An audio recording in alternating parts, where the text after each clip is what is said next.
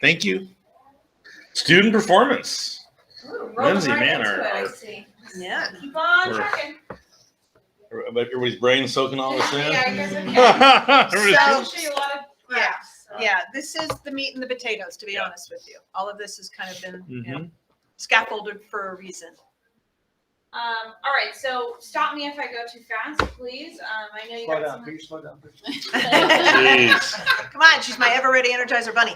I'm happy to answer any questions, take notes on any additional data you'd like to see. Like Jana said, I have lots, just like Liz has her secret spreadsheet. I have secret graphs, but we're gonna spare you the torture, but just know, I might be able to pull some extra stuff.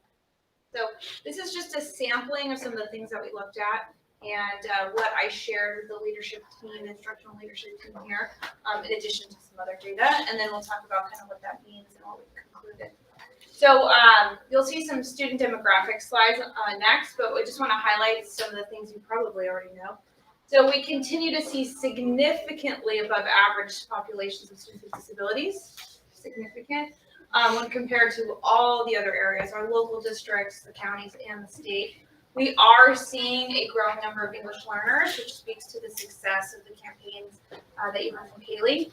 And we're still seeing either comparable or above average socioeconomically disadvantaged students. But I do want to say all schools are having trouble collecting that data because we collect that data in a few ways. One, the state monitors a system of families who receive support, maybe SNAP or TAMP or something like that, or Medicare, and Medi-Cal.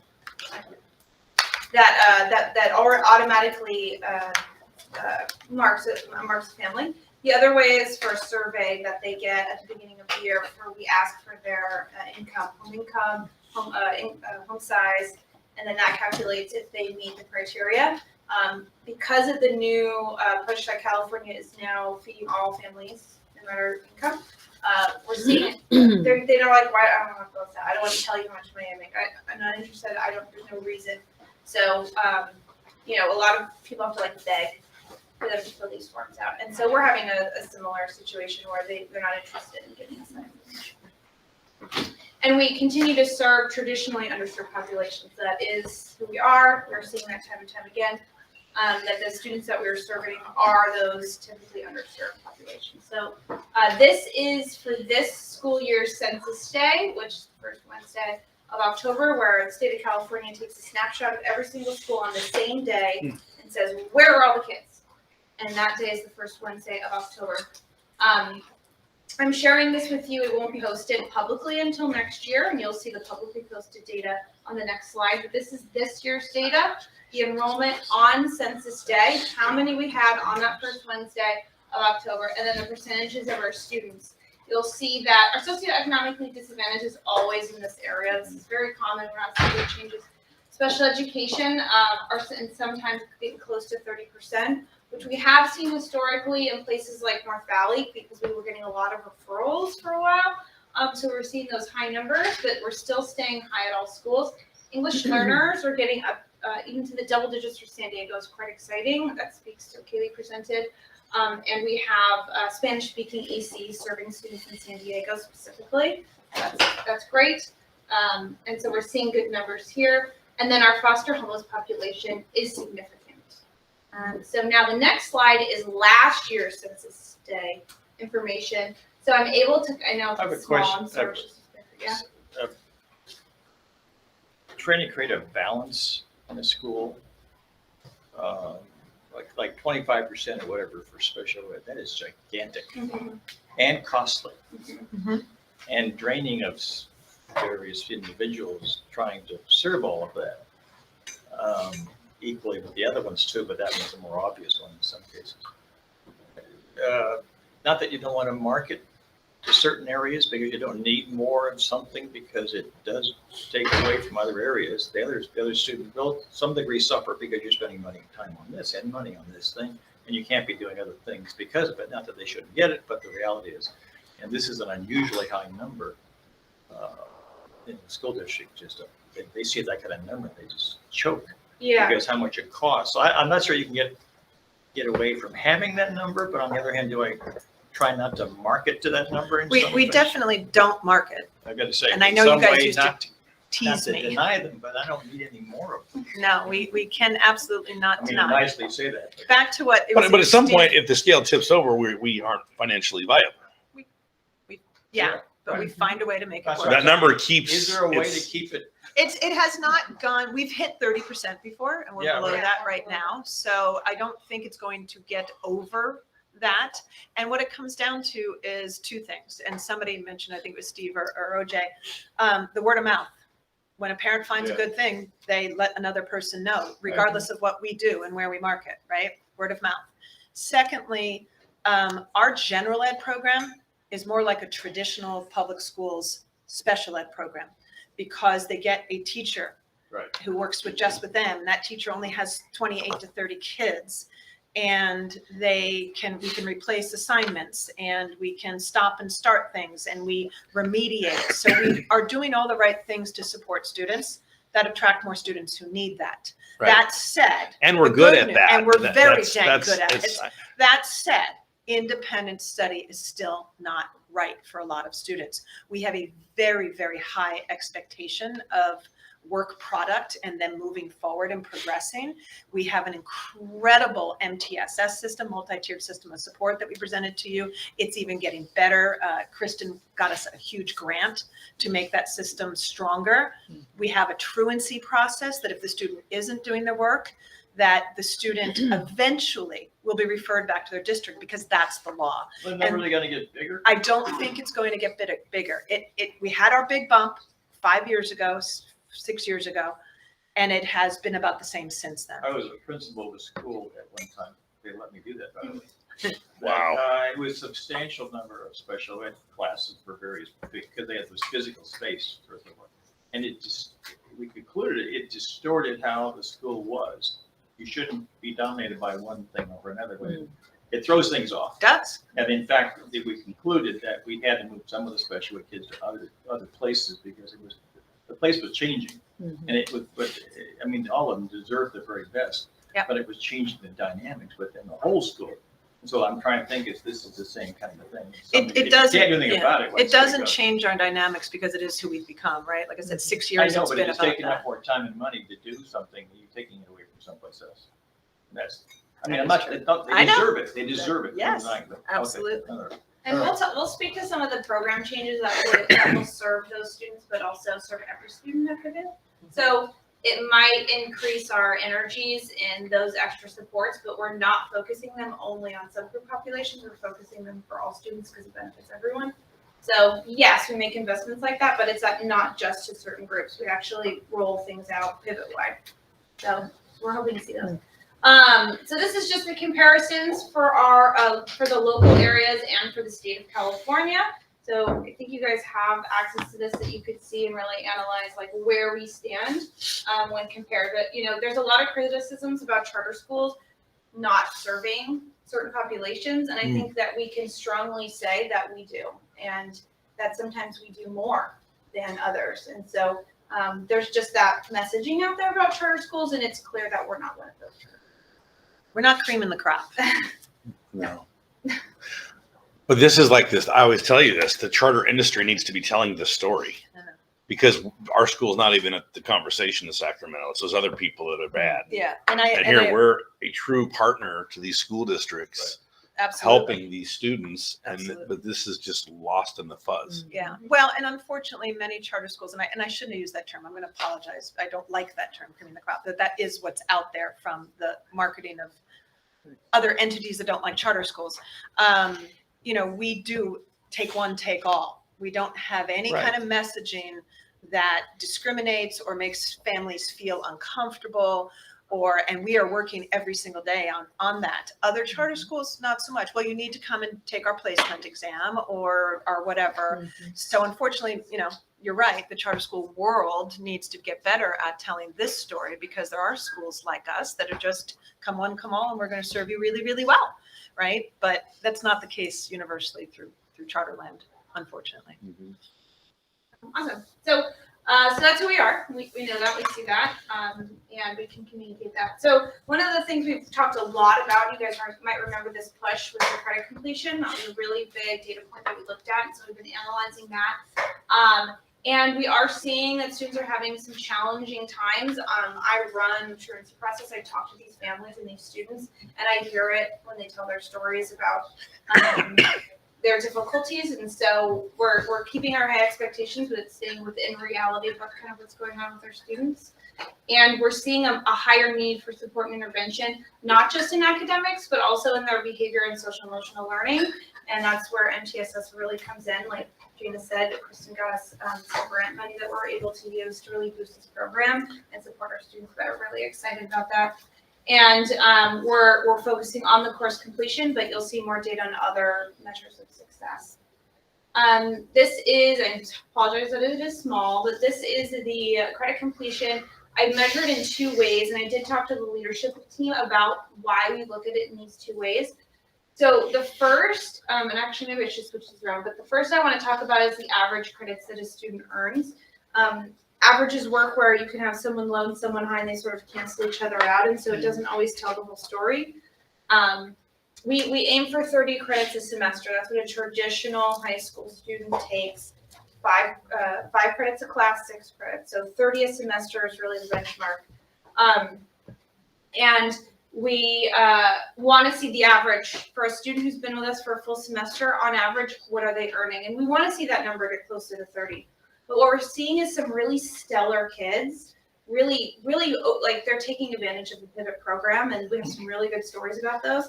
But we want to also, and they're bringing that average up, and that's great, but we also want to make sure that everybody's coming up. And so we have a 25 credit benchmark because we need to be realistic. We're not going to set it at 30 for this measurement, 25 or more. And what we want to focus on getting a majority of our students up at least over to that 25.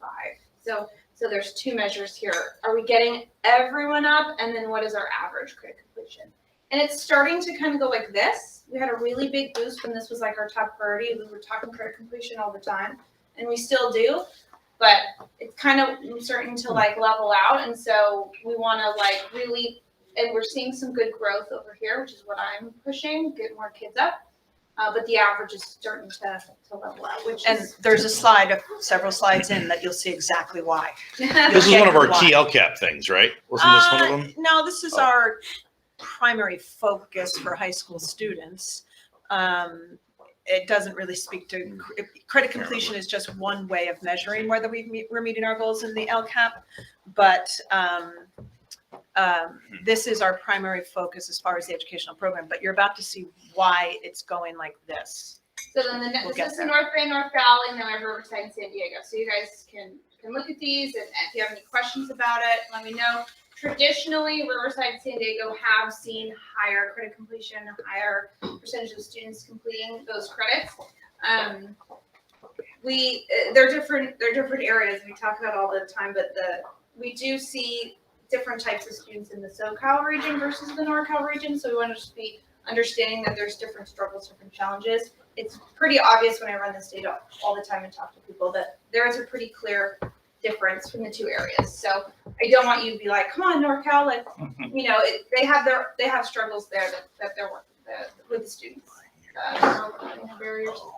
So one question we had is, okay, if students are with us longer, are they able to earn more credits? We talk about, you know, we analyze every transcript that comes in. I see a lot of these transcripts, hundreds and hundreds of transcripts.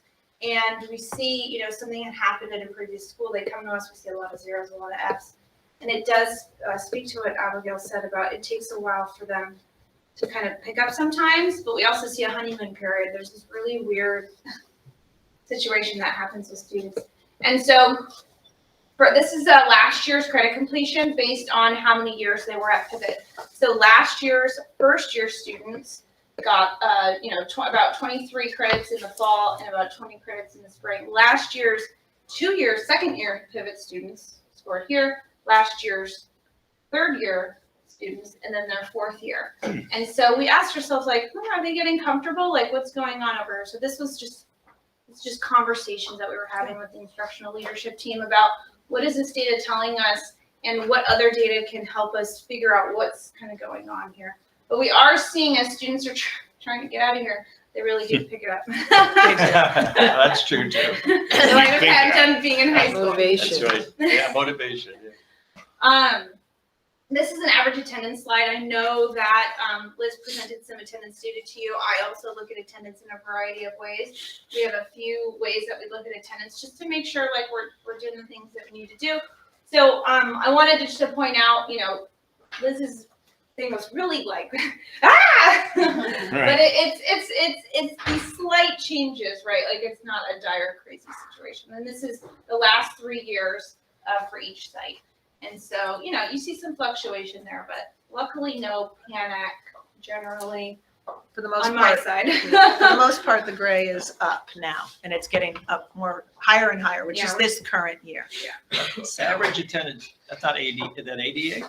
No, No. this What- is what is it? percent. This is Percent. like how the percent an average student comes to school. So when you asked me what's the goal, and I said 100%, this is, so average daily attendance, right? And we have to look at, for independent study, you look at their work product and then logging in every day and doing an educational activity. Can you mark them present on a school day? In a traditional seat-based program, it's did they show up for second period when they take attendance? Right. In independent study, it's based on them actually doing work and logging in and doing something educational every So day what at is one this? session. This is the percent of days they are present Present. in our system Doing that something. On that school then days. is how we calculate That's ADA. actually interesting. I was going to ask you that as we're starting to drill into this. So if a student logs in and does an assignment or reads something for any period of time, they're present in our system. It's a little more complicated than that, but let's just say yes. Is that where the ADA wiggle Correct. thing gets a problem? Because this impacts doesn't the ADA. equate to the ADA, obviously. It is Yes, a it does. factor into ADA. So we take our total students and we multiply that by this number. And that gives us the ADA that we submit for the funding. So as this number goes higher, ADA goes higher. Yeah. I get that. Oh, no, I'm not. I got that part. Sorry, I'm just go getting every 10 is 92%, but our ADA maybe is 85%. So that, No, ADA is not a percent. AD is a number. ADA is a number. based on the percent Based on the- of Okay. attendance. Enrollment times attendance rate. Yeah. Yes. I guess Enrollment that is times. confusing. That's 'Cause what it's it is. usually like average day. It should really be like average daily students. If the number is like 100, that means on an average day, 100 students are present. Mhm. So that term actually is. Enrollment times attendance rates equals ADA. Yeah. yes, And this They is have to attendance show up. rates. be. They have to do stuff. In This independent is how study, So often they if they have show to don't up. do, do, they show up but don't do anything. it's a zero. It's not a day of So attendance. if I show up today and just sit around on my rear, right, I'm You're not really absent. here. It depends on what you did when you come here. on your keyboard a few times, you might. I don't want Wait a to minute, bore I'm you here. all with, there's many nuances to what we can give attendance for, and you don't want to hear all the many different ways Okay, so right it doesn't today. always equate to but- ADA. Attendance, It this impacts is the it. attendance rates, Just- yes. Doesn't, all right, because it doesn't make any sense otherwise. Oh, okay. But the instructional leaders know when I showed this to them what they want, which is good. We want kids to go to school every day, and that's 100%. So that's the message that we were kind of telling leaders. So another way to look at academic success, achievement for students at our school is in their growth. And so the state tests only 3rd through 8th grade and 11th grade, one time a year in spring. That's it. That's all you get. And our enrollment, we get kids, they leave, they come back, they come. So that's not helpful to us. I'll share with you in March what that means for what the public may see about us. But we need to make sure that our students are learning and growing. And so we have purchased an additional curriculum that we've had for years called iReady. And we test every student right when they get here. We want to know, where are you at? How can we better support you? How can we grow you? This is our benchmark data for this year and separated by grade level. So this, Grade level. yeah, so these are grade levels. 0 is kinder and it goes all the way to 12th grade. And this is reading. The next slide is math. This is reading. And so I try to keep the colors to the ones you guys have seen before. So blue is excellent, above grade level. Green is great, you're on level. Yellow is, ooh, you're 1 below, and red is your 2 or more grade levels below according to the assessment. And our teachers are really good about asking students to retake these assessments when they are not accurate. So this is pretty accurate information. So, yeah, the important thing about this slide board is these are students that are coming to us. This is their first assessment with us. We're getting students significantly below grade level, all that red. And remember, our students, the number of our students are predominantly 6th through 12th grade, right? So that's the majority of our kids. And they're coming to us, walking in our door, most of them several grade levels below. So this is what I would have expected this, right? That these kids start out here and they start to slip as they get older and further behind and further, because it's cumulative, right? If you can't read in Exactly. 3rd grade, you really can't read in 5th Exactly. grade. Then you really That's can't my read in point. 8th. Yeah. And so, but this is what's frustrating, because we see this and then we're held accountable for our kids not getting good grades and now we're terrible school. Absolutely. And that's ridiculous, because these are the kids that we want to reach these students. Yep, this is our story. And then because we reach these students, we get dinged. That's ridiculous. Yep. On the So, record. Yeah. Yep. hey out there, that's ridiculous. So, What was said? I mean, okay, so then again, who's telling this story? Yeah, and that's where So, renewal comes in, and we'll talk more about that in March. But you're 100% right, and that's You what are. we're talking about with the staff, and we're going to present a shortened version of this to all staff. We brought this to our instructional leadership, a higher level, but to all staff, we'll explain what this means for the dashboard and what this means. But here's the really important part. We can't just say, look, they're coming to us really far behind, so don't ding us. We have to say, look, they're coming to us really far behind, and we're making them better. Because that's the only way we're going to be able to continue to exist as a school. We can't say, but look at the lot. Well, I think attendance, very fair indicator. Credit earned, very fair. Regardless of where you are, you need to be showing progress, right? Exactly. That is And- what we should be. And this is why you've heard us say more and more over the last couple of years, but specifically since COVID, remediation. iReady says this is where they're behind in basic skills.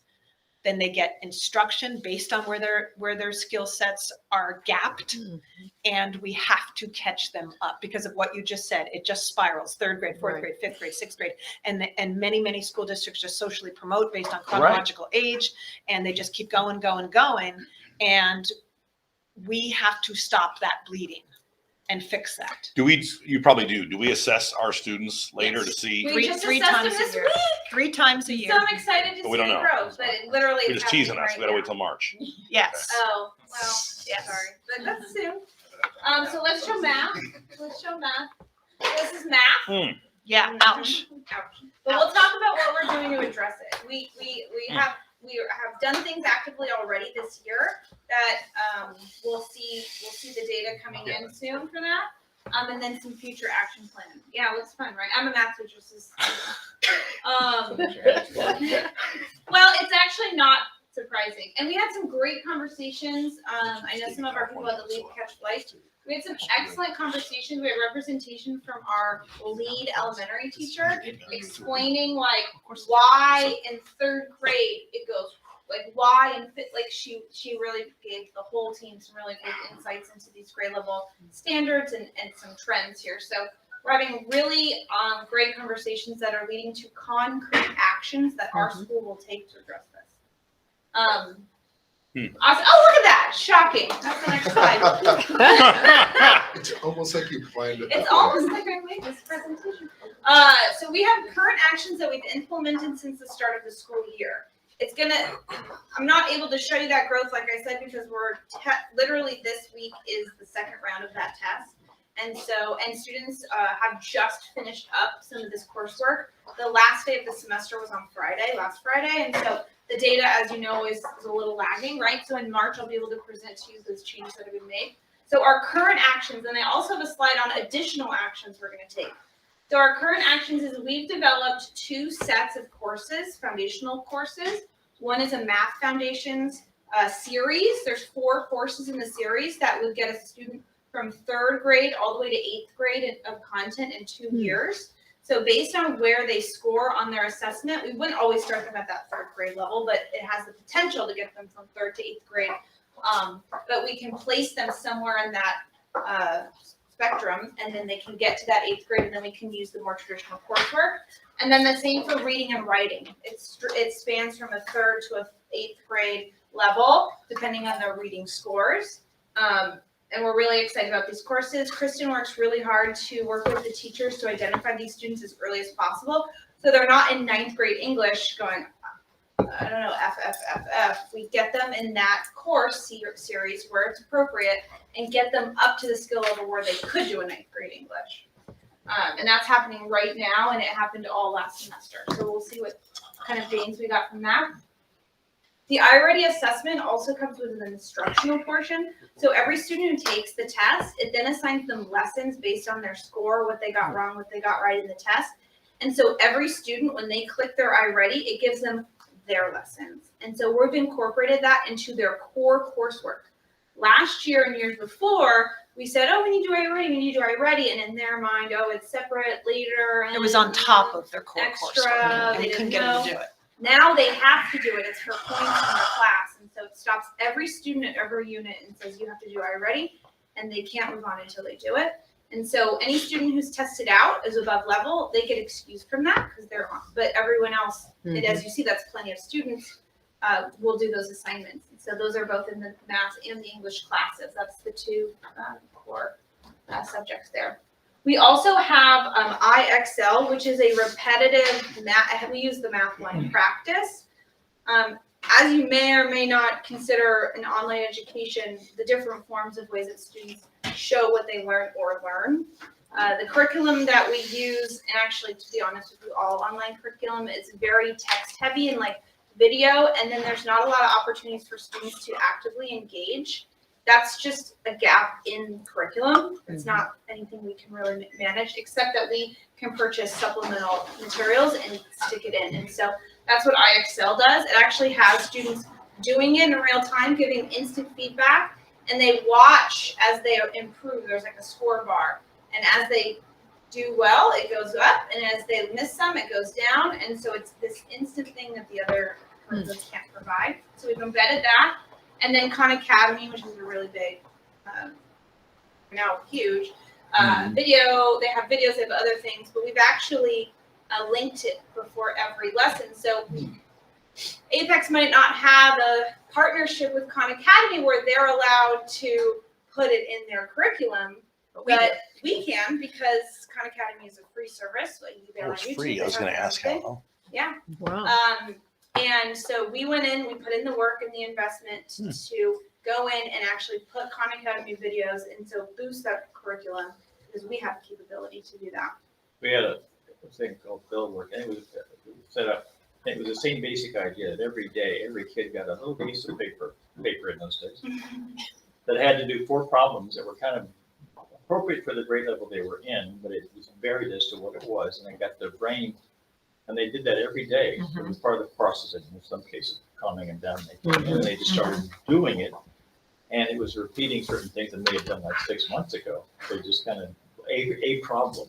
And it was almost like, I remember went to college and didn't take math for a long time. And somebody asked me, what's 7 times 7? I'm going, 7 times 7. And because there's weeds that grow in your head in that pathway. And you have to constantly redo them, you know. And anyway, the idea was like this, is they would do something every day that was just simple, but they had to think about a little teeny bit, and then it just kept them moving on to the next thing easily. It was really very simple process, but it's the same basic idea. Yeah, and we have 3 ways now to do that. They're doing that with iReady, they're doing that with IXL and Khan Academy, and as you saw, this is our biggest need here. And I'm a math teacher, and I always say, you can't learn math if you don't do math. Right. So, so we're really making sure students are actively engaging with math in their core coursework and their online coursework. I told you we're testing 3 times per year. We're monitoring that very closely, and this is for K-12. The testing is for K-12, and then we have the 2 programs here. I'll start with MTSS, which you talked about. So MTSS is a multi-tiered system of support. It's a California-wide thing. We didn't invent it. It's a thing. And we got some grant money to boost our knowledge and skills in this area. We have a dedicated MTSS coordinator, and we've brought on a dedicated intervention specialist, which you'll see in the LCAP update, that has built what we call the Step Up program. Very focused, we say small group, but she has big groups. of students to really target their needs and build them up as independent study students, so that they have the capacity to learn on their own instead of just like holding their hand the whole way through Pivot. She's focused specifically on the students the furthest below grade level. Awesome. So those are our current actions. That's what we have been doing this whole year. So the next couple slides are based on subgroup data. We really need to look at subgroups, and I'll talk more about that in March and why for the dashboard that's so important. But our two big subgroups are English learners and students with disabilities, as you know. And so we're just going to show you a snippet of some of the data we look to see how are English learners doing when compared to other students. Really quickly, EL is English learner on the next slide.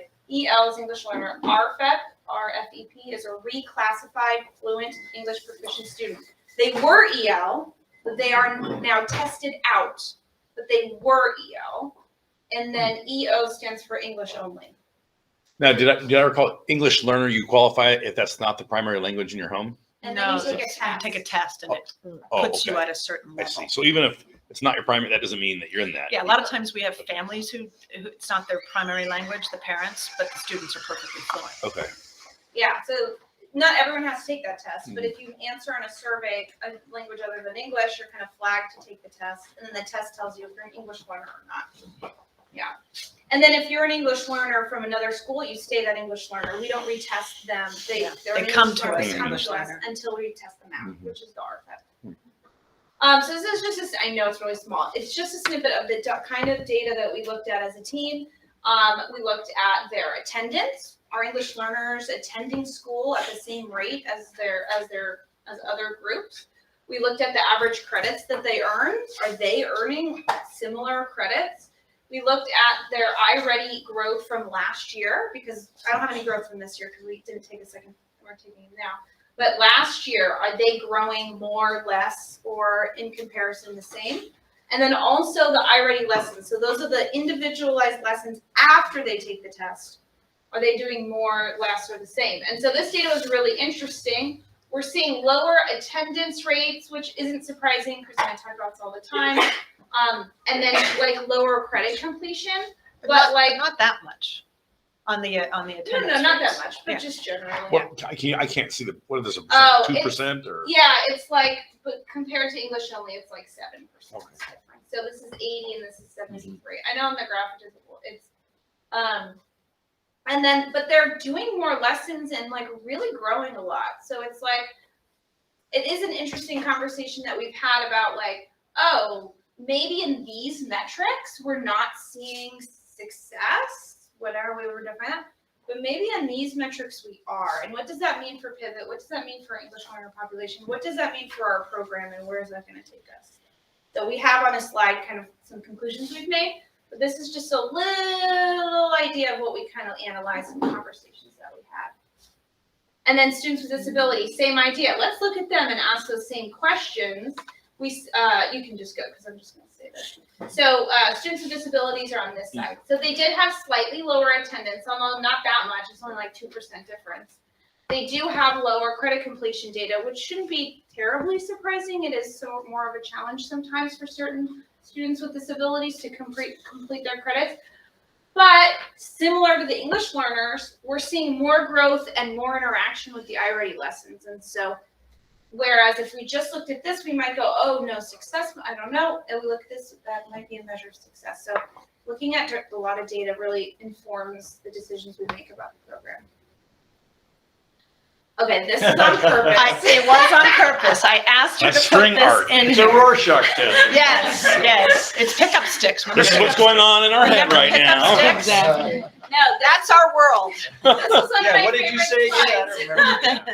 So I showed this to the team. They're like, yep, because they know exactly what I'm trying to show here. So these are individual students' credits earned at Pivot. Okay, we really were like, do students get better? What are the trends? So I was like, all right, I took every student upon first enrollment at Pivot, high school student, because that's when you earn credits. And I said, okay, what did they get on their first semester at Pivot? Then what did they get at their second semester and third semester? And this is going back all 10 years. Like this is individual students.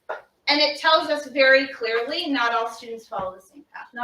We can't make generalizations about students this way.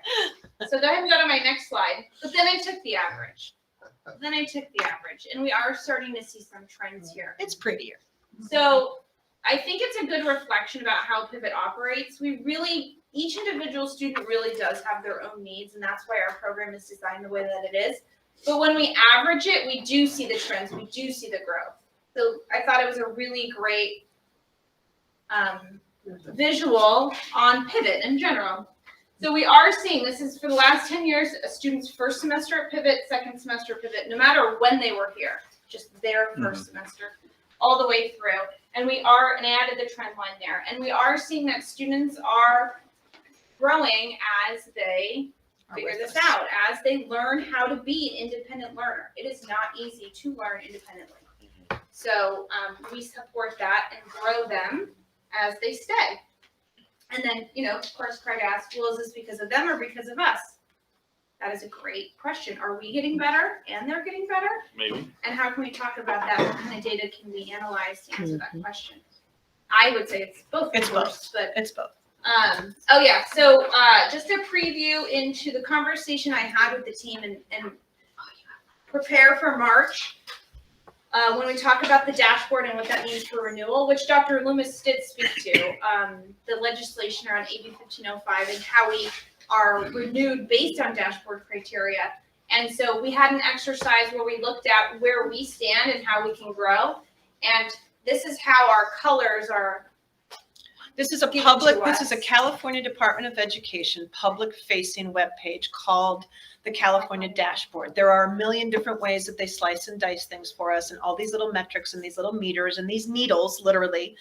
But I asked Lindsay to include this one because we focused very heavily on this on Wednesday with the team, because all of the criteria for renewal was suspended for the last 3 years.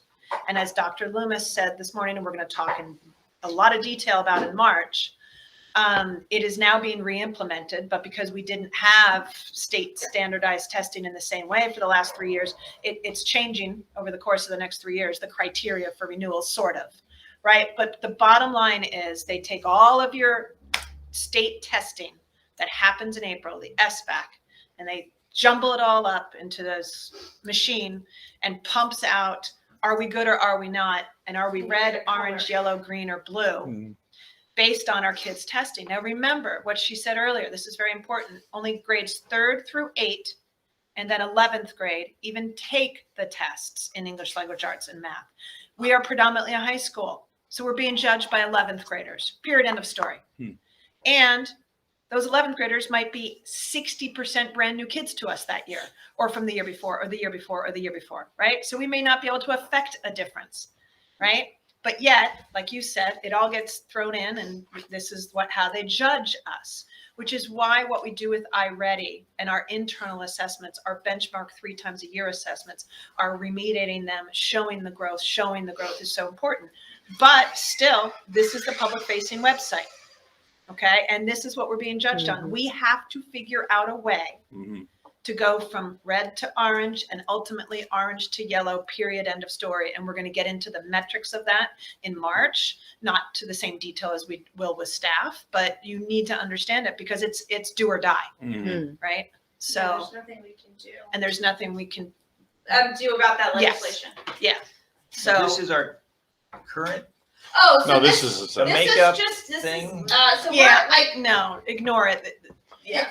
It's just I know, You told me the what to concept. do it. It's a concept. It's a Yeah. concept. where these are how colors are determined about our school based on how many points students get on the test, Right. and if we've increased or decreased that performance, and then it goes and it gives us a color.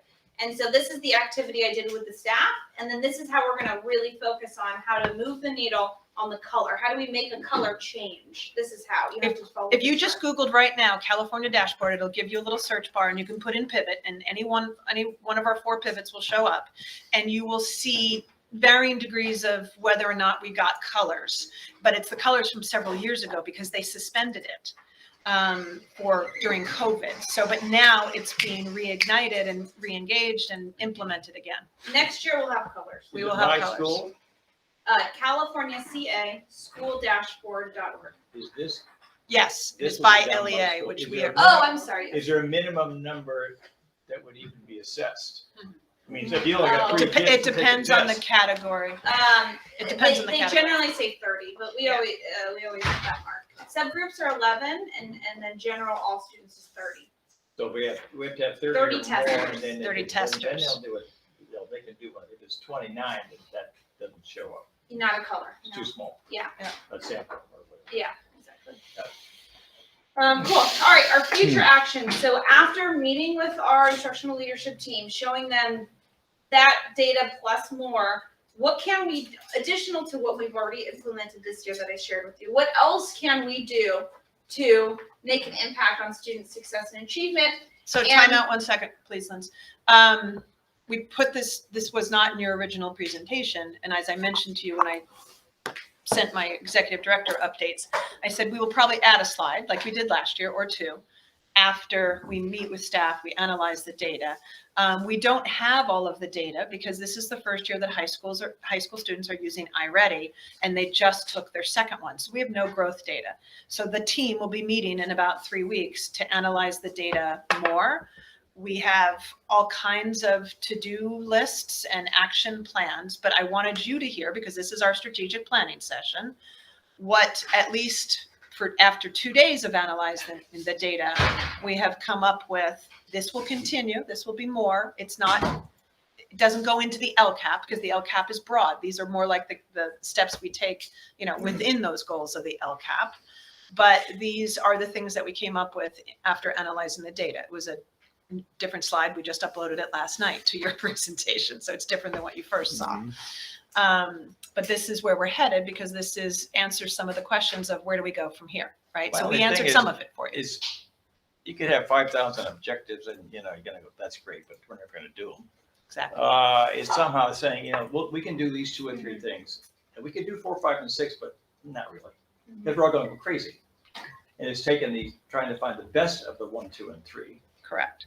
Otherwise, the staff will go nuts, the kids will go crazy too. And they're all, where we're doing all this stuff, but in reality, we're not making much of an impact, and you have to be selective. Mhm. Where can we make the biggest difference with the least amount of time, money, and some cases you're ignoring. I think you never say those words. This over here, because this is too consuming, and you have to give priorities to what you're gonna do and make it, my thing, keep it simple, stupid thing. Yeah. These are things we're working on, and we're gonna try to do our very best, materials, staffing, but we do these 3 things.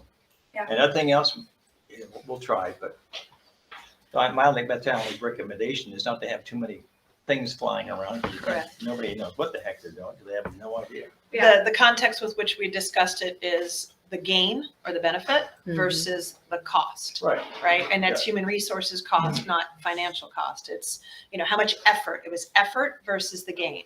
And if it's very big effort and very little potential gain, we're not doing it. We say it was like with reading and math, that's it. We get the best programs ever in the school district. Reading and math, science programs are important, history is important, but we're spending 95% on these 2 things on top. And then if you've got some other money you want to play with at the school locally, you've got something you want, fine, you can do that, but you got to do these. We're going to put money here. You're on your own on this area.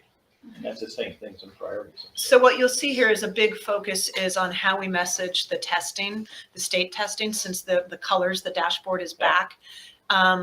We essentially we get dinged 300 points. That's just a lot. You don't know the whole technical. If we do not meet 95% participation rate in the state testing.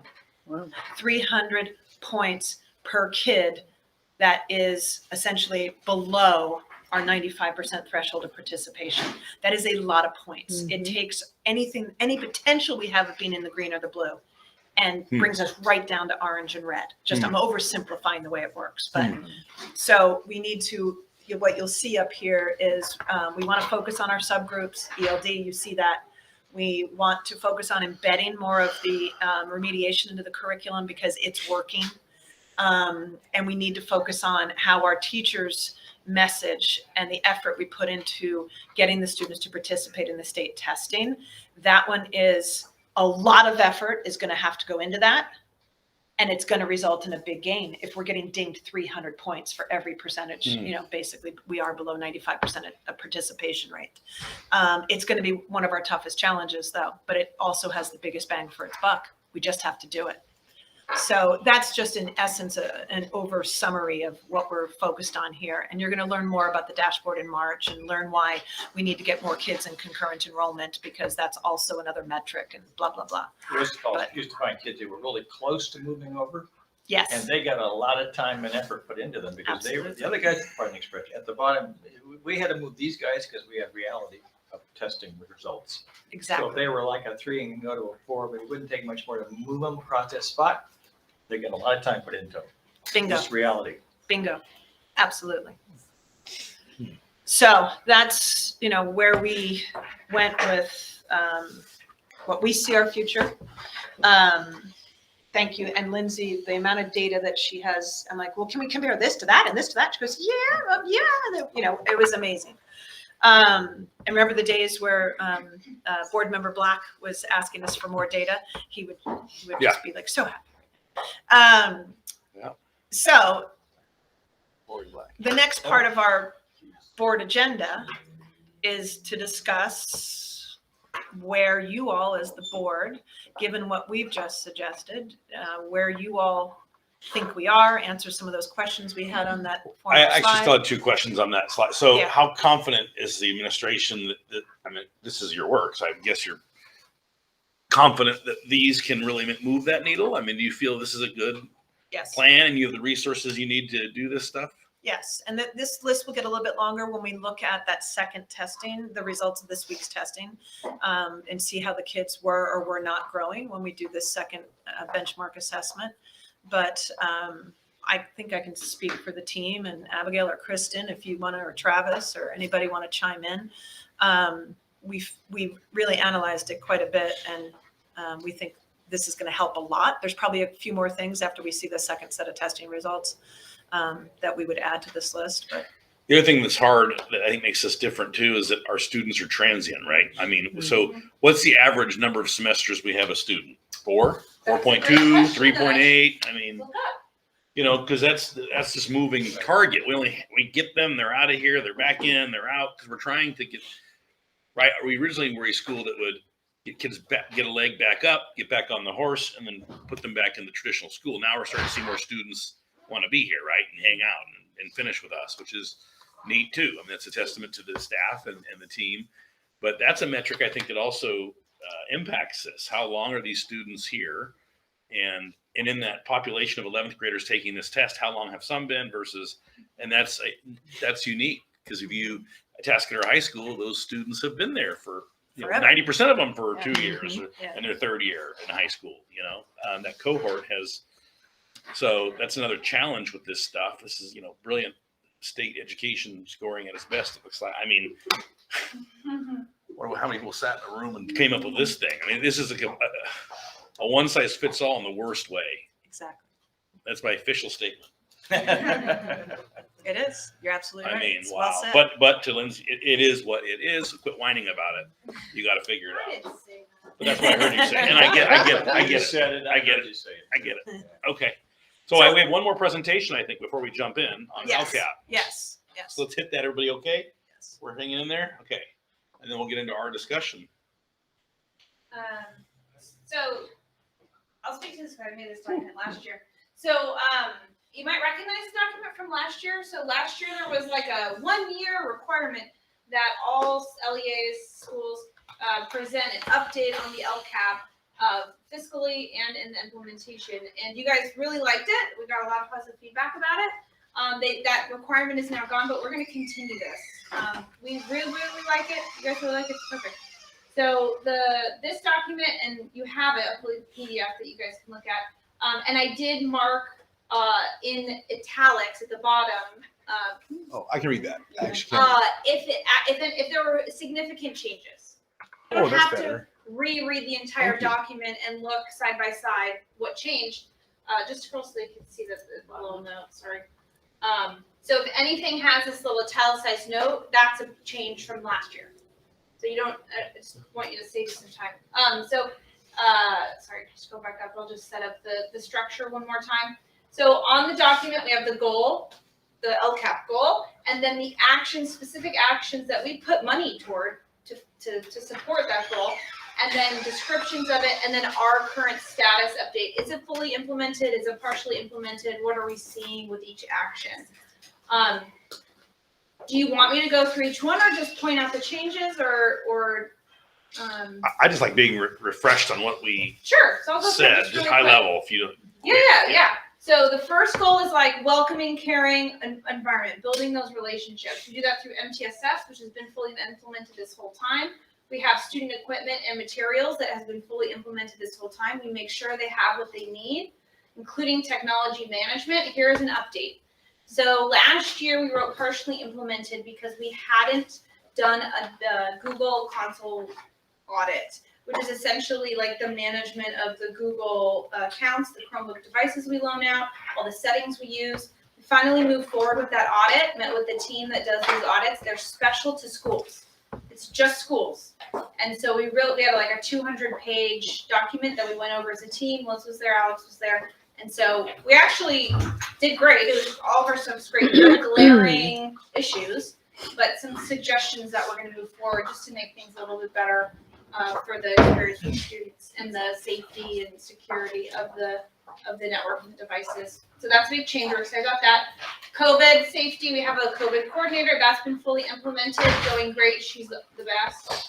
We have our facilities that support our learning. That's fully implemented.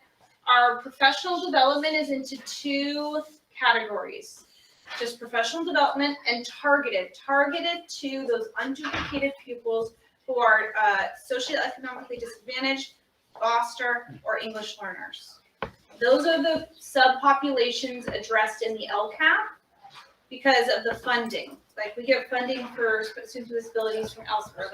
So those are the ones we focus on. So when you see this targeted, those are the 3 groups: socioeconomically disadvantaged, English learners, and foster students. It's just says foster. Okay. you guys can settle it out after lunch. I know. All right, you're on a roll. So- Keep going. So we're working on that.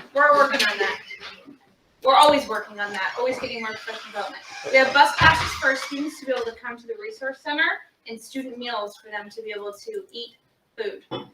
So that's fully implemented. We've been doing that for years. We have a social emotional learning goal with our really robust counseling team. We have a really awesome counseling team. We'll shout out to them. It's awesome. And we're looking into like incorporating their services into the curriculum, kind of like I spoke to about the IXL and the iReady and the Khan Academy, a similar approach, but for social emotional learning. So that's why it's partially implemented. We're still really trying to figure that out. And then we have targeted support, again, for those unduplicated pupils that we have the special educational coordinators for them. We have all of these goals just for those groups. We still are using communication tools to reach out to families about the information about our school, about our program. That's been fully implemented. And we're always working on our translation services. We use an outside company. We have internal people still working to really like get all our documents translated, get them out there. So we're not considering that fully implemented. That's still in progress. Goal 2 is higher ed or career. That's the focus. Goal 2, higher ed or career. So we're developing our CTE pathways. That's still being worked on. Teresa's working on the plant and soil sciences up here. She just got a grant to now add a building and constructions trade relationship with the local community. The SoCal schools are doing business and communication technologies, Microsoft certification. So these are all in the works, and we have grant funding That's for that. really good. Great. So we're moving on that. And then college and career counseling, we have a Louise who's awesome, but we purchased like a assessment tool for aptitude that we haven't quite figured out how to best utilize. So that's where we're still trying to figure out how to best utilize that tool. where students take a test. It's a really It's big huge. test. I took it. It's exhausting. It's like It's the really great. law school entrance exam. It gives you like puzzles and like asks you a lot of questions, and then it presents to you career paths and schools and colleges and so it's really great. We're still trying to figure out how to use it. We paid the test fees, or we did, but the system now, they redid how they do test fees for students in these underserved communities, and so we don't have a lot of students who take them, but we're still trying to figure out how to best utilize this support. And then we have our CTE program oversight with Teresa House. As I mentioned, she's working to implement those programs, and we have a consultant that she works with to get the relationship started and get the grants written and things like that. Last goal is academic progress. Are they learning?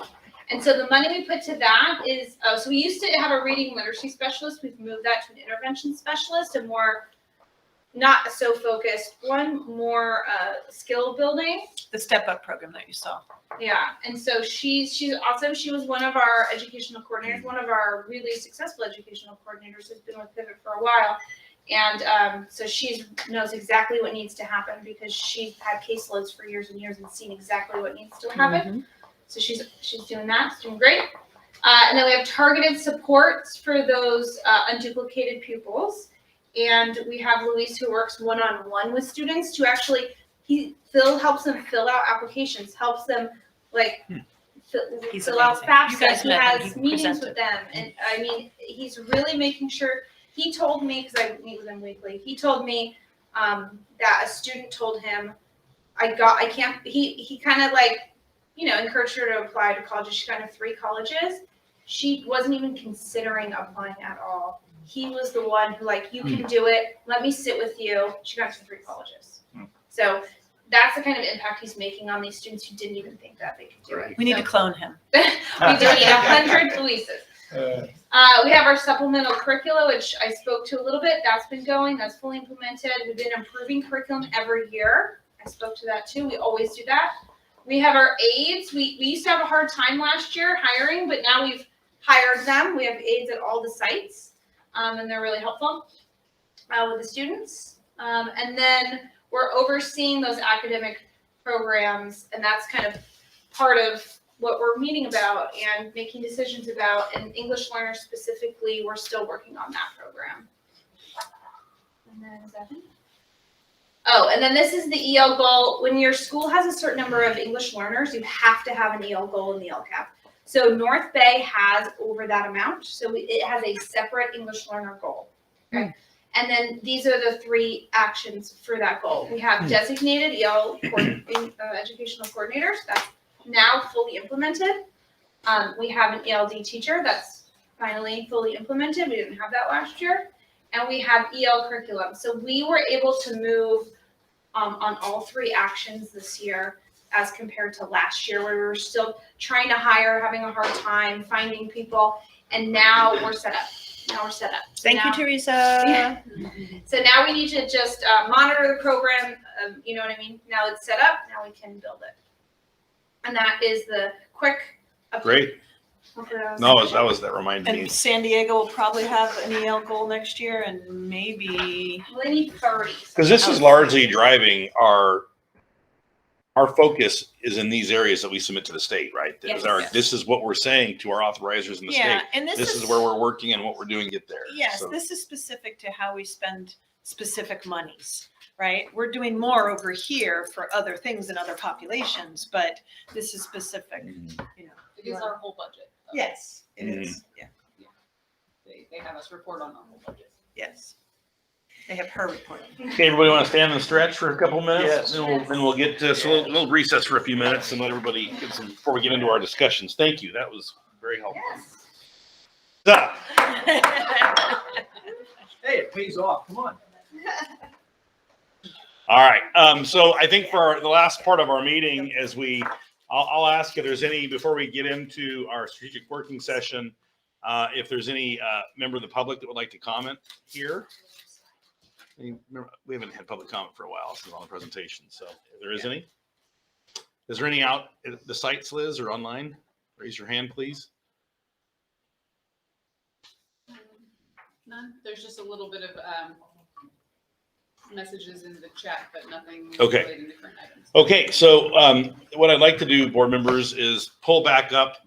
Ms. Gaskell had some questions, and I think just to have a dialogue. So we've heard all this stuff. We've heard where our students are, what the staff is doing to try and address our issues, where we are addressing our LCAP, where we've made progress, what some of our challenges are, what these new metrics we have to meet are. Staff put forth a plan to address some of those. So I want to look back at those, but I thought we'd go look at these questions again, answer some of these questions as long as we need to. If any of the team want to speak up about that too, that's great. And then congratulations, Brandon, again. That's great. Really proud of you. Good luck. And then we'll wrap up for the day. But I think I did ask Jana to facilitate us through this, and then go back one more time to the future action slides that the staff has submitted to see as far as where do we go from here, and if the board could affirm that direction, that'd be great. Or if the board has other things. But as I always tell the city council that I work for, if you add, you have to take off. So the staff has showed us a plan. I think you're all pretty busy. So I would just caution us on that. I'm consistent, right, Pat? Good advice. Or go ahead, Jana. Thanks. So I would first ask board members, was there anything that surprised you? Did you learn anything new? Is there anything you want maybe for the March board meeting that you want us to present a little bit more about, other than the dashboard, which is already a given, and a little bit more on the finances, which is a given? Were there any surprises? No. Okay. I'm trying to come up with something, but yeah, I don't think so. I think that is where I figured we were. Sure. I think I'm surprised at I was reminded of the gravity and all the paperwork and metrics and things you have to keep up with for the state, and that they're restarting all of that stuff with a program that was developed years ago in an educational environment that's totally different than years ago. So it just is still, that whole thing is kind of weird. I feel like we're doing this. Yes, they do not subscribe to the statement that you just made, that every time you put something on, you have to take something away. They just keep putting on and on and on and on. Exactly. Absolutely. I mean, it's to some degree how our staff grows, because we have to respond to that, We had a thing, it was not audit, but a Title I, where they come in, check all kinds of stuff, and they had like 71 items or some crazy number like that. And I'm going, so which one's the most important one? Right. And I think as for us, it's the same thing. I'll say that later when we come back to us, is I want you, I'm a simple person. Give me the 4 or 5 things that you think are the most important things we should be doing. That's understandable and to some degree measurable. Not everything is measurable, by the way. True. It's not. It isn't. Some kids, I want them to come in and think that they're valued. Well, how do you measure value? Or loved? This first time it ever happened to them. You can't measure that. It's not possible. But my thing is to come back to us with some basic stuff so that I can understand it a little bit. And say, okay, this is what we intend to do. This is how we know if we're successful or not. And come back to us on a regular basis and say, oh, those 4 or 5 things or whatever they are. This is where we are on it. This didn't work. We tried this. It's back to when Craig would bring up stuff about, you want to try something new. We'll go ahead and try it and see what happens. It may not work, but at least you gave it a shot. So that thing is keeping it relatively simple. But some of we did that with a lot. The state thing is not new. A lot of stuff we just went through the motions and turned it in and signed it and sent it to them. And it was irrelevant information, but if they want it, fine. That's not new. So some case you just have to send it in and don't spend too much time on it if you can get away with it. But anyway, so for me, 4 or 5 basic things. What are you going to do about it? How are we doing with it? And the other stuff that goes on all the time, which is I was called below the line, administrative stuff. So don't go crazy if you talk about it all the time. Sure. It's just life. And I think we have those 4 or 5 Okay, things. that'd be my thing. Is otherwise I'm going to get lost on all that. We wanted to show you why we came to the 4 or 5 things Right. that we have. And there's nuances to, the different things. But yes. So I have a question. So on the dashboard, can we spend a little bit more time Yes. doing a deeper dive on that and then explaining or giving us examples of how that can be, Yes, addressed. yes, absolutely. I owe We, a lot of we, money. I didn't say it. Well, Your somebody fellow did. board She did. member Martell She What did I did. say? What did I Deeper do? dive, you owe him $5. You owe me, no, she said it twice. Oh, deep dive. Oh. So It- sorry. He, $5 Dr. every Dr. time you use that Halverson is word. allergic to that statement. Anyway, yes, yes, Pat, that's why I kept That's, saying. it's for my enlightenment. It's not Yes. to add more work. to Yes, it. yes, dear. So we kept saying in March and March and March, we're not going to go into it quite as deeply as we did. And I did not say deep dive because it's a real thing. We're not going to do as much detail as we did with staff. But yes, you all need But just to a better, know.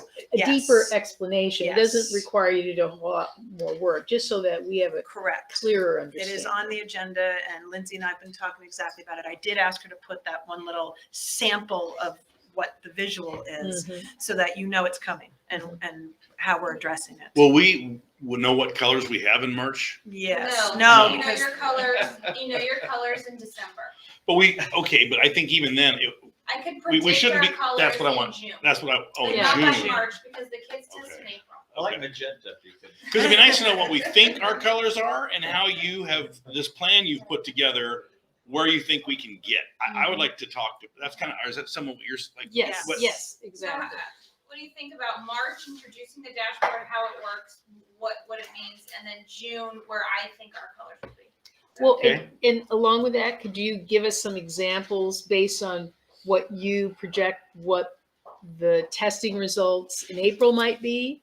And then what are some possible scenarios resulting from that? so one of the things that we think we have discovered or affirmed because we used iReady for a reason is that iReady is an indicator of how our students will do. It is Mhm. predictive, Mhm. predictive Predicted. of how they will do. So they are taking it for the second time now.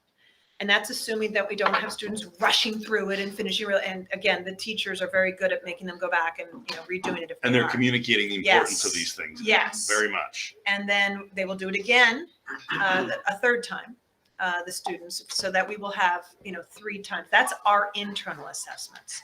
So we're going to get into why that is so important. And the bottom line, though, is that because of where we fall on our testing, we are what they call middle of the road, middle tier.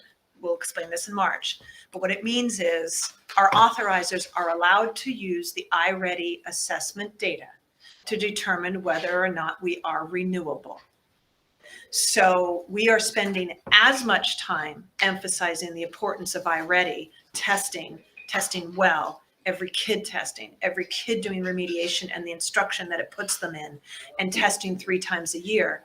We have to spend as much time and focus on that Mhm. as the SBAC and taking it and the colors. So on that, I was thinking about SBACs, like my kid's traditional school. I mean, the week of that testing, the school like does everything it can. This is why this is all kind of goofy, but they do everything they can to gain that. I mean, what do I mean by that? No homework. They take the stress off the kids and fool around in the afternoon, play games. They send Pizza, make sure your ice kid's going to cream, bed tonight. Make sure your breakfast. kid. Yeah, my Kiwanis Club comes out and does a big pancake sausage breakfast. So the kids have this energy, and they take the test in the morning while they're fresh. It's like they do everything they can. So I would trust that we're going to be doing that too.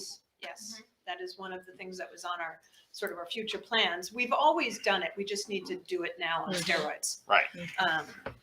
So What are the consequences in the color chart from being red versus orange versus green? again, we will break that down into mathematical statistical numbers, the answer to that. But basically what happens is if we are in red or orange and don't improve and increase, we end up in this category for renewal that says you are automatically not even allowed to be considered for renewal. Mhm. Okay.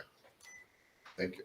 And there's no discretion on that. There is Board. discretion, but it's not healthy discretion. It's healthy for us because there's an out, but it's not a sure thing. Let's put it Now, that way. isn't one of our schools a DAS school or something? Yes. And doesn't that then not? This doesn't apply, right? Sort of doesn't apply.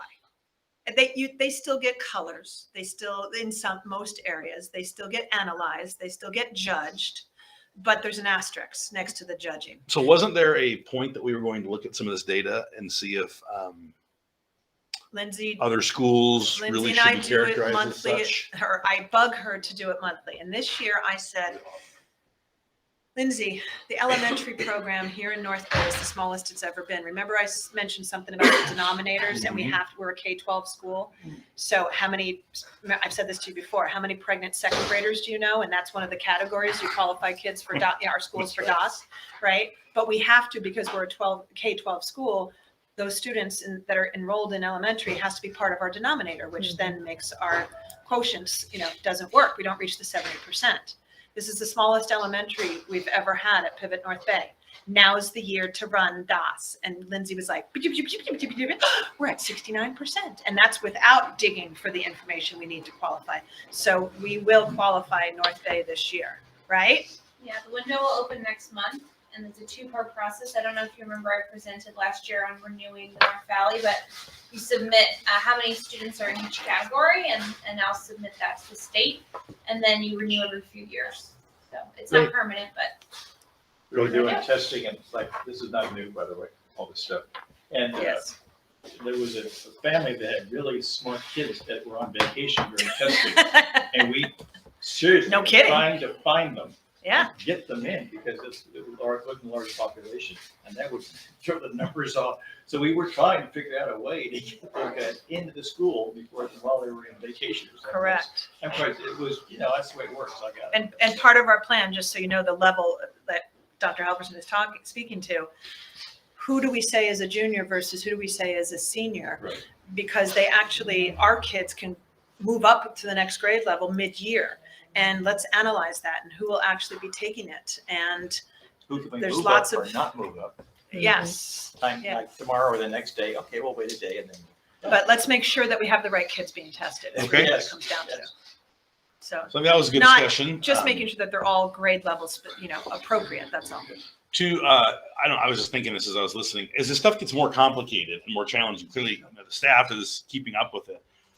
I think for us board members, it's hard for us to keep up with. Mhm. I would like to submit or suggest if, I know from time to time the charter schools has conferences and sessions. For those of you who are retired or self-employed, not working for a city council, perhaps you could go to one of those things. If you guys, it'd be interesting if you could, just so we can, I would love for some of my colleagues to be aware of some of this too, to better inform our, just like Dr. Loomis was saying, as board members, you need to be sharp and aware of all this stuff. And so I would beg if any of you can find time to I do sent that you once in guys a while, that the would be two, great. the links to the two conferences this year and asked if you wanted to. This next one is in March.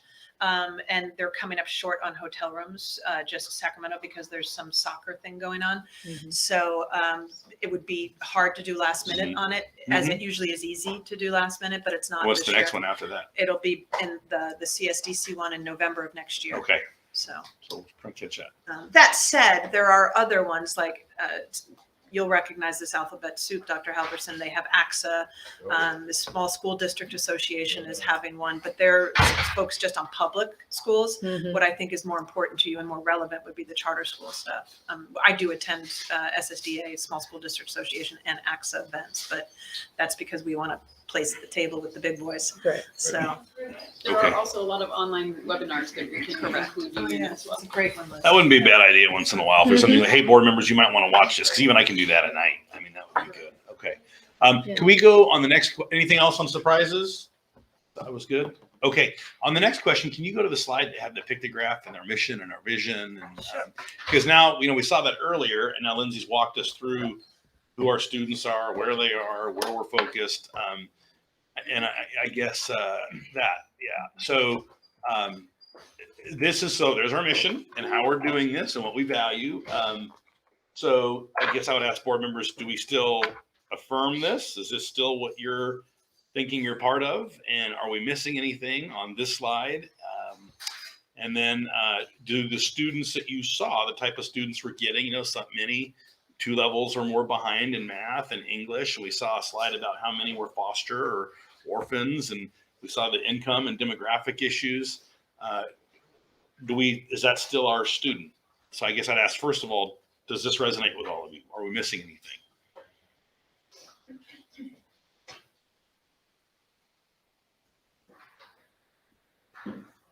To me, all of this stems from the good work we did on the rebranding, right? And so that's just about a year or so away from us. So to me, this works. Okay. Good. I agree. Pat? I agree, but I think I would characterize it as this is the reality that we face. Now, the question is, as we think longer term, would we want to think in terms of? I understand. I didn't talk to you. The software update on the watch is terrible. I think the Russians are listening to us too seriously. She comes on a lot. A lot. That's only for you Apple people. Us Android people don't have that problem. All right, Pat was on a roll. Keep going. She just scared me out of what I was thinking. No, do we have a vision beyond that we would want to reach other students and not just the reality of who we're reaching now, and we're doing a good job. We're doing the best we can, but do we have a vision that in the future that could encompass other students as well, that have other needs met through their enrolling in Pivot? But I think once upon a time we asked that question before Shasta Anderson and before a few other the disasters that we faced as charter schools. It seems like the last 5 or 6 years, we asked that, I think 5 years ago. That's when we actually looked at sites and looked at, could we actually have portions of the school for accelerated students, the real students want to get out in 2 years and really push this joint community college or joint kind of A to G prep and academy. I think we called that, that was, gosh, it seems like eons ago. And that's why I wanted to ask this question to your point. I think the last 5 years, we've just been trying to keep up and serve the students. And as the state has ratcheted up the requirements for us to stay as public school, we've had to ratchet up and ratchet. I feel like we're just keeping up at times. And I think I see that on your staff's face. So that's a great question to ask. Today is the day to ask it. I think it's been a matter of just capacity, right, Jana? And really, like, what else are we? Because I know that even Jana and I have looked at other areas and met with parents in other parts of the state and talked about, even like I remember we met with some people down in the Ventura area and talked about some of the gaps in their education system. And but it's just, I think it's more of a capacity issue. But I mean, go ahead. But yes, I agree. And I also think, though, that unless we sort of broaden our vision, that we're going to continue down this road where we just are able to do what we can do. With who we have. And with who we have. And as the requirements begin to multiply on us, that we may not be meeting the needs of all the students that we currently are responsible for. So to me, it just seems like if we want to get out, and I don't want to say this, please don't misunderstand what I'm saying, but if we want to get out of the rut that we're in, and I say that not in terms of the students, I say it in terms of revenue and everything else, how do we broaden it? That's all, and it may not be a viable vision in the next 3 to 5 years, but it seems like, we can't always just focus on this is the way it is and this is all we can do. And so how do we best maintain just this? No, I agree. I remember a few years ago, I asked this group and we couldn't get there if there was a way to reuse our facilities for other people or other students or other groups to then generate other income. That's kind of what you were pointing out, right? Or if we had some non-state income, we could be more entrepreneurial with, or more hire someone with that income to help us do other things. And I can't remember where we ended up. There wasn't support to do that. I don't know if that was staffing or legal issues or whatever, and I'm not rehashing that. But that was the kind of thinking. We have these great facilities, we have these great needs. People need after school stuff, evening stuff, but there are other ways to reach out to these families. And I like how you're thinking, because there's still the Rhodes Education Organization. Exactly. Today we're focused on Pivot Charter School, but we're also the board of the Rhodes Education Organization, which exists to serve students very broadly. and to support them. And so we created intentionally towards the question you're asking. I love the question. So it's, do you have thoughts, Ryder? I mean, you see us externally, but you're also strategic and work with a lot of organizations. I mean, I'm curious. I don't mean to put you on the spot, but if you, Well, actually, just as Pat was talking, you were just making those comments about, I was trying to like get to an example to kind of put a vision on it. I was thinking about, there are a number of cities that contract for after-school programs, right? Which you guys are familiar with. And so the bigger roads education nonprofit is that in a position to consider broadening mission, right? And doing something like that would be consistent with the vision, introduce yourself to more members of the community, expand that net of opportunity and referral business, and still fulfill the mission and general purpose of trying to help kids be successful academically, right? So I only leaped to that just in response to your question, Jim, thinking about an example of what I was hearing as you were both describing your comments. Pat, I always think about something you said, which is, as you were talking about this, like the more you define something, you define away from other things, right? That's the nature of being well-defined. And that definition gives you a certain competitive advantage for the market you deliver in. And part of the challenge that I think we'll always face organizationally, and I would defer to Jana's expertise on this viewpoint, is if we expand mission to do other things, does it come at the detriment of our competitive advantage? And how does that competitive advantage fit in within the market generally out there for educational services? Because the parents have choice, right? So are we competitively advantaged for the type of student we're serving today? And is it a question of, frankly, the state seems to be doing a reasonable job of generating demand curve for students who need makeup work? Like that's a growth industry in some ways for us. So like we're positioned to help deliver for those kids. Is that enough to help grow and expand, right? Which is, I think, the fundamental, every organization wants to see that vision to expand. Or do we have to find another, either a parallel mission brand effort to serve a different audience that's defined? Or can we expand our definition of what we're really good at and not sacrifice those things that we are good at in order to expand out? And those are great operational questions that I would defer to the board's Gina on how we think about. But those are the kind of the things that weigh back and forth. And I would say geographically, we know there are disadvantaged kids across the entire state of California. So they exist. It's a question is, are there charter schools in there serving them? Or can we go find a new market to go after where we would expand our footprint, gain scale, which gives us advantage for all the administrative things that we need to really wrap around these kids and help them be successful. And finding those markets is, I think, a constant interest for us to figure out. So, Mike, you just got my brain going too. Yes, roads could do another type of endeavor that might be a revenue stream, but we've gone from startup to good, and good to better, and we're, I think, very clearly going from better to best, right? And it might not show up on that California dashboard, but it's about student growth and everything. So if we've become very, very, very good at that, I do think there's something to say that let's just continue doing that, but maybe in a different, if you're going to consider anything, a different jurisdiction, and find more markets where we can serve that. Well, we're where in we one already right have now, something.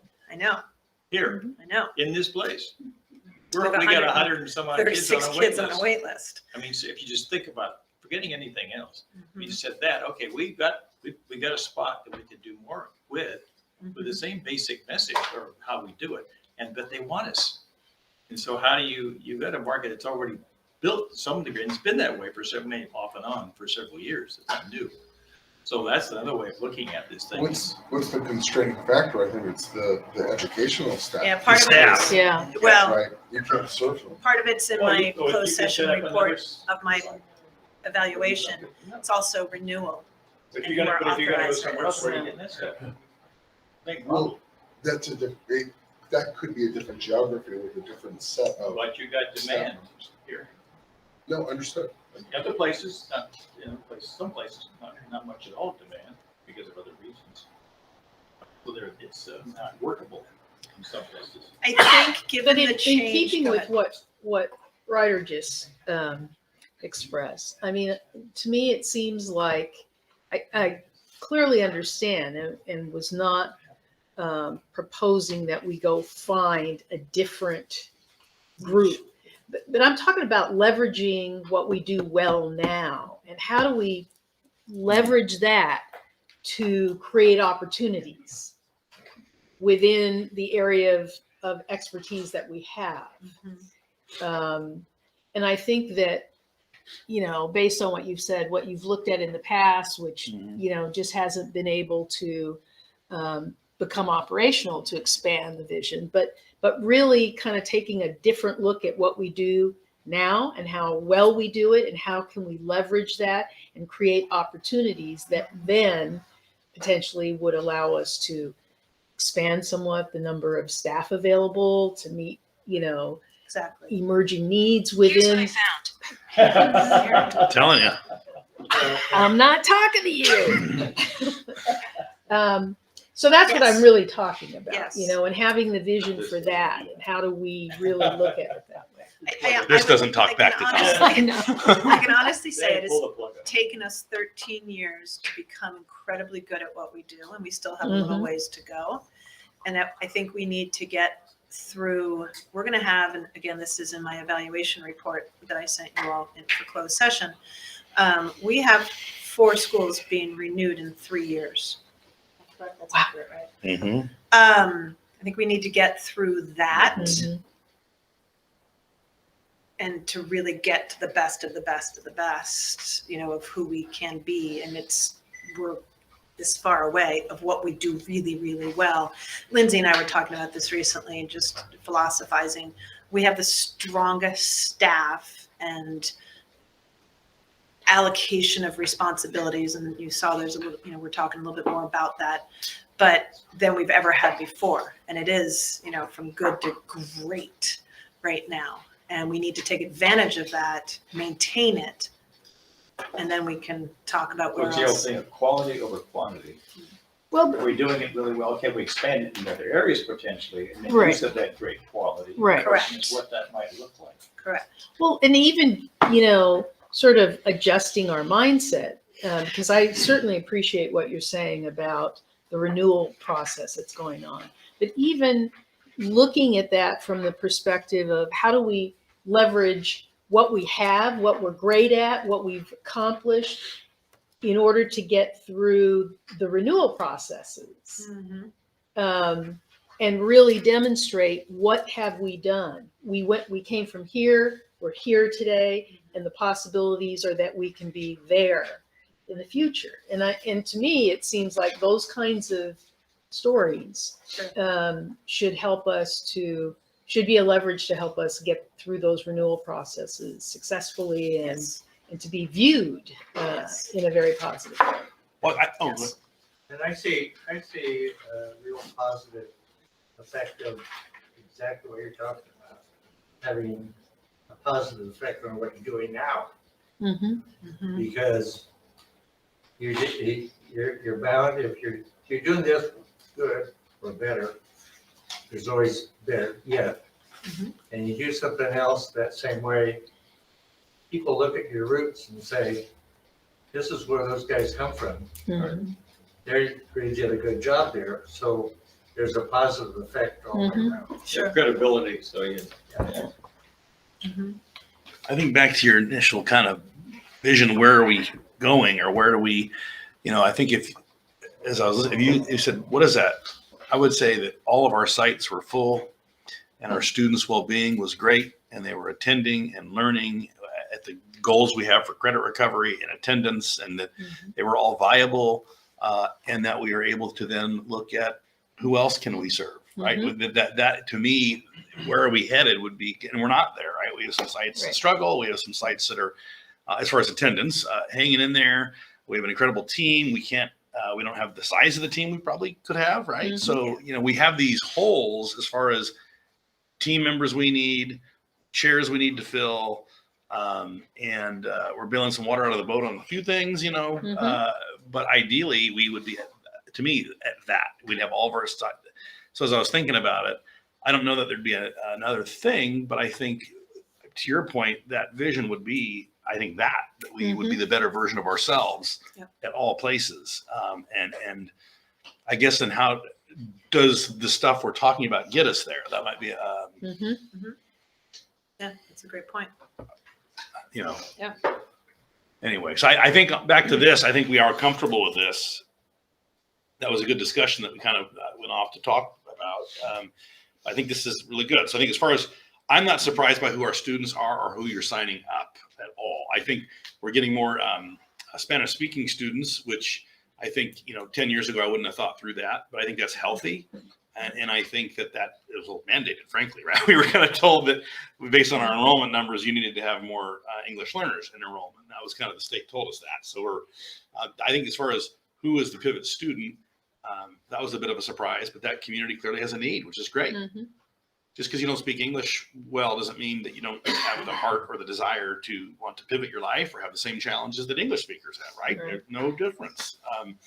And so I don't think our students are different than I thought they would be, or that we're attracting students that we shouldn't be. When we started the school, these are the kids that we wanted to reach, and I think you're doing a great job at it. Board members, do you guys have thoughts on that? I mean, our students are who we want them to be, right? Mhm. Okay, great. Go back to the, where do we go from here? Slide. Yep. Thank you, Liz. So then, as far as where do we go from here, I think we have seen what we're accomplishing. If I may kind of jump into then, where do we go from here? What are we doing to improve the student performance? That goes back to, maybe you could show us the 2 slides you showed us about what the administration wants to focus on, and then we can comment on that. Does that seem like a good way to go? Mhm. And then any other kind of comments? Yeah, The last one. is the last slide. You had 2 of them, right? There was 2 different. One that we've started implementing this year, but I think that would be good so you can see where our mindset is. Mhm. And then that's like in the middle. Yeah. And then future actions was what Yeah. we looked at the long list of things we thought we could do, and we really just focused on what do we think we reasonably can do. The list was longer, Dr. Halverson. The list is Yes. longer, Yes. so we did whittle it down. So if we That. had to, Yeah, let's yes, go back it's and the look at current this. of what we're doing. And again, these are lots of little tiny things that really fit under 3 broad categories. One that we haven't actually talked about today. When you go back to what our mission was, and I'll talk about that in a second, but we're talking about ensuring that we have a method, and I'm trying to really up Periscope because that's your job, right? Ensure that we have methods and systems in place to measure if our students are improving, right? Mhm. And then making sure that we're analyzing that and that we have what we need to continue to improve them. And that's IXL and CON and the step up and the multi-tiered system of support. That's the how we do it, right? Mhm. What are we doing? We have to measure whether or not the students are performing. And now we have to do it 2 ways for 2 different taskmasters or whatever. We have to do it to get renewed using iReady and making sure that we have that. And we have to focus on the state testing, right?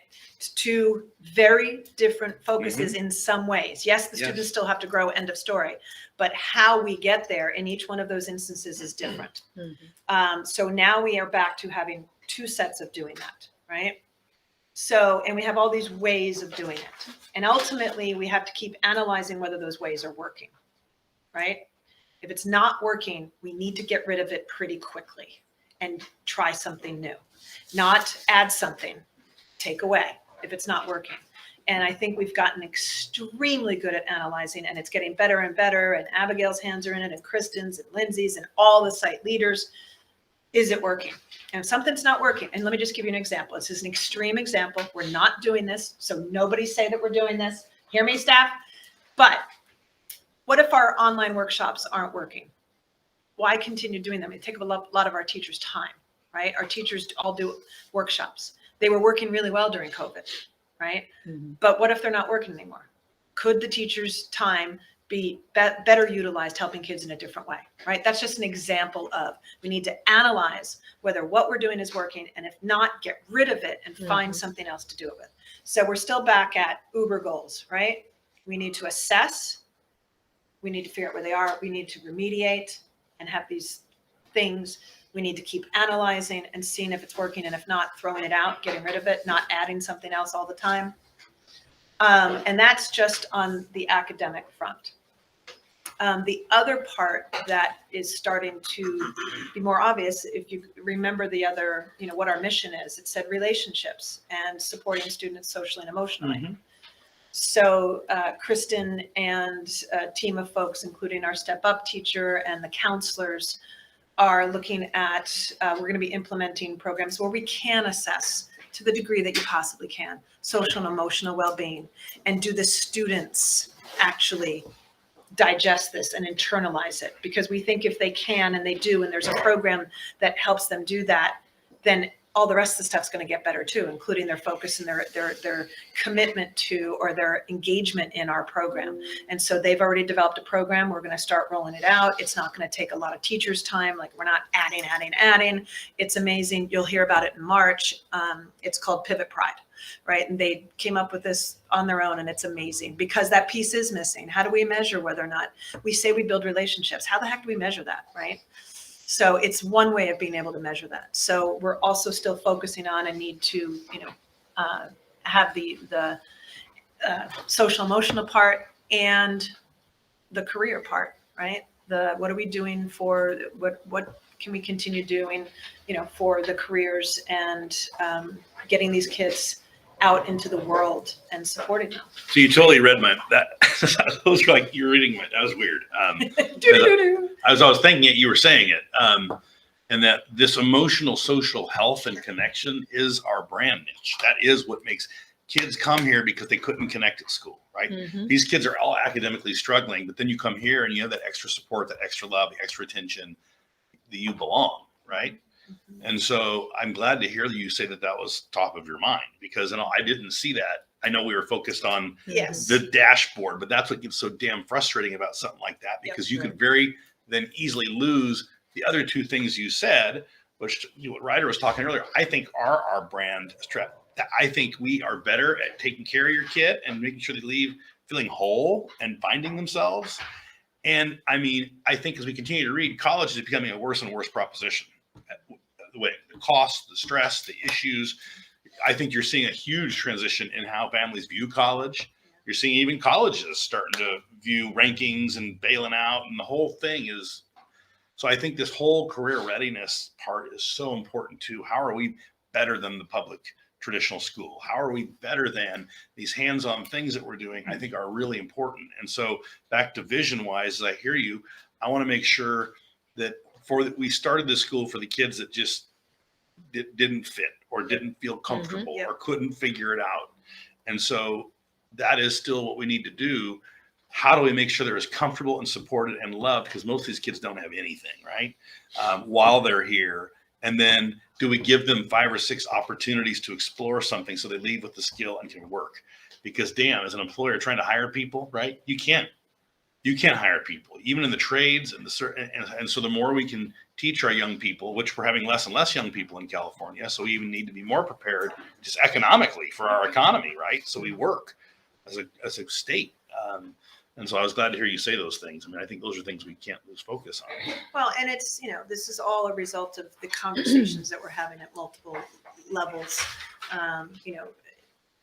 Yeah, I mean, this is all, everybody's on the same page. And that's what Lindsay and I were talking about. We have this team now that is just completely on the same page. Abigail created this spreadsheet that said, these are all the programs we're offering. Now, how do we measure whether they're working? I'm like, oh my God, that's great. Let's go, run with it, So it's all coming together. It feels really, really good. At least it does to me. So everybody's doing their part to make all those pieces come together. To help us see that more. I mean, I think will. that as a board, you say that, and I know I can see you feel it and believe it. I'm trying to touch that. Do you guys? Well, that agree, data, or I mean, like, some of the I data mean- we shared with you is, kind Yeah. of the essence. That's how we're going to be measuring it. Mhm. We also measure, just so you know, we spared you, and that's what Lindsay was joking about at the beginning, how much time are they spending in instruction? And how much time are they, skipping things? And all these ways we can slice and dice things that we determine whether the programs are working and whether or not the kid's actually engaging in it. That we analyzed, that we just didn't think, you guys wanted to nitty-gritty eyes too much with us. But we have it. I mean, Lindsay created all these graphs based on it. How much, like she showed you, that how much time is EL spending in iReady and the lessons, right? That makes a big difference. But is it also then resulting in credits earned and success, right? And growth. And that's what we're all in the process of gathering. So the Uber goals, if we go to the current actions, I just summarized it. These are the minutia, right? But the Uber goal is assess, determine where their gaps are, remediate. How do we know that they're actually improving? Change things, analyze our programs, and if they're not working, throw them away, fine tune them, whatever. Work on social, emotional, and how do we determine how well we're supporting the kids to tell the story that you were talking about, Pat. And again, the counselors and Kristen and Brenda just came up with this cool thing totally on their own, worked with Lindsay, I think, on the side too, on that. And then what are we doing for them for their future, you know, with career and technical and concurrent enrollment? And how do we get more kids focused on that and doing that? That's right there who we are. Does anybody else on the team want to chime in? I mean, those are just our uber goals. And yes, they're very reflective of what's already in our LCAP, but these are the pieces, parts that go into getting it all done.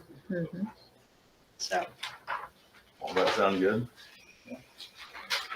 My thing will be, the testing results will always be an issue. That's just reality. And how you try and work around it, because if the kids are only here for a year or two,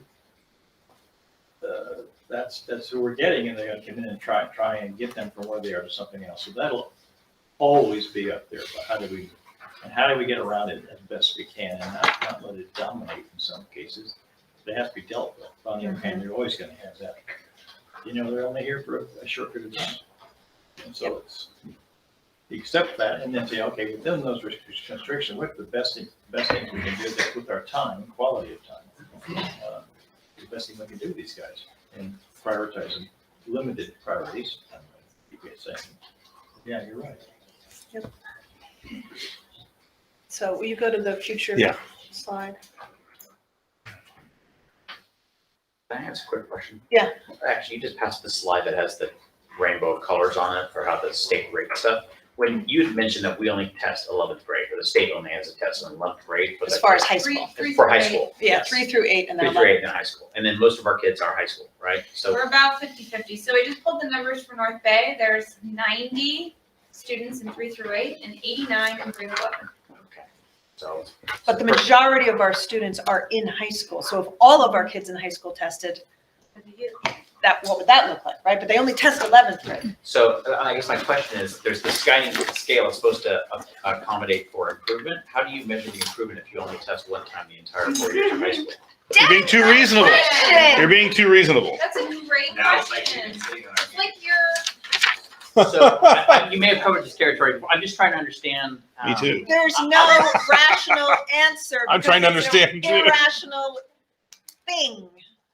And I'm partly coming at this as comms guy and marketing guy. So, you know, if we're going to get dinged on having scores that are bad or don't look good, I am wondering what of our own data sets basically are a way to embrace it and say, heck yeah, that's the score. And it's because this is how we move kids. And the ones who come to us, like, we embrace it as almost a badge of honor. That's that the we that's take the that I element ready. as why we're in our niche and what we're really good at. That- Because we have our own That internal. is the message. And That is the exactly, message. We will always score better low. That's just reality because who's coming in. On the other hand, talk about the other tests, was that I math or the I things. Yeah. They can use that and say, yeah, this is true over here, but I want you to look at this. Exactly. Okay. And you're gonna use this one as your marketing Right. tool to say they went from here to here. Now they started, and they were in third, you know, in high school, they were reading in third, now they went to fifth. I mean, that's pretty cool. Yeah, This that's other that. thing, this thing over the other thing, they can look like, and didn't do well. So you don't, you know, you just do what you can with this thing, and the other one's your marketing piece. This is how we change their lives. Yeah. Okay, don't look at the final achievement on some state test, that's just, if you wanna look at it, fine, go ahead. But this is what we're gonna use. So as long as, and you're gonna learn more about this in March, as long as we stay in the middle category, there's the automatic renewal category, there's the you don't get to pass, go and collect $200 at all and get renewed category down here. As long as we stay in the middle, then we are allowed to use iReady pretty handedly, arguably, especially with our DOS schools, to say, we've done our job and we're renewable. But we got to stay in that middle. Right. And moving up on the other colored chart is how we stay renewable, is how we stay in the middle. And again, you'll learn more details about that in March. Thank That you. would have taken another two hours today, so. So future actions, again, they all fall under the categories that I just said, those broad 3 goals, right? Those 3 broad goals.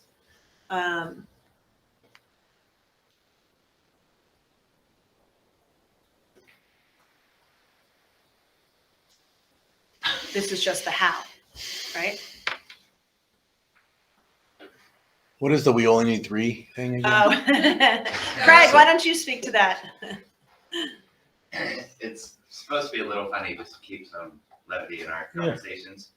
But on a scale of score, if we have 3 more points, that's enough improvement to show to move us to another level. From a red to a yellow, or a Got red it. to an orange and an Okay. orange to a yellow. Okay, that makes sense. And so Craig was joking about, why don't we get real commitment from these kids, real dedication, real buy-in on these tests, get them that say t-shirts. I only need 3 points or something like that. We only need 3. I got 3 points and all I got was this last And t-shirt. they buy the t-shirt. Yeah, exactly. Don't worry, I'll be calling your team. Yeah. So, So, I mean, in there, I guess I don't see what we talked about as far as the social emotional health focus and the Correct. continued focus on career Correct. technical education. well, the CTE is down there. You see the utilize academic counselor for increased outreach regarding concurrent enrollment.